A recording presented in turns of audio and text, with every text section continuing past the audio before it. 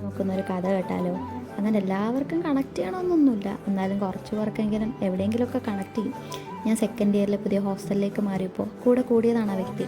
കുറച്ച് കാലം മാത്രം എൻ്റെ കൂടെ ഉണ്ടായിരുന്നുവെങ്കിലും കുറേ അധികം തിരിച്ചറിവുകളും കുറേ ഓർമ്മകളും എല്ലാം തന്നിട്ടാണ് ആ വ്യക്തി പോയത്. അങ്ങനെ ഒരിക്കലും പെട്ടെന്ന് ആരെയും വിശ്വസിക്കരുതെന്നും സ്വന്തമെന്ന് കരുതി കൂടെ കൊണ്ടു നടക്കുന്ന രഹസ്യം പോലും ആരോടും പറയരുതെന്നും ഒക്കെ ആ വ്യക്തി പഠിപ്പിച്ചു.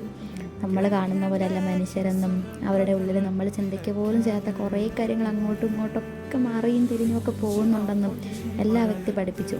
വെറുക്കണമെന്നൊക്കെ ഉണ്ട്, പക്ഷേ വെറുപ്പിനേക്കാൾ വലിയ ഓർമ്മകൾ സമ്മാനിച്ചിട്ടാണ് ആ വ്യക്തി പോയത്. അതുകൊണ്ട് വെറുക്കാനൊന്നും കഴിയുന്നില്ല.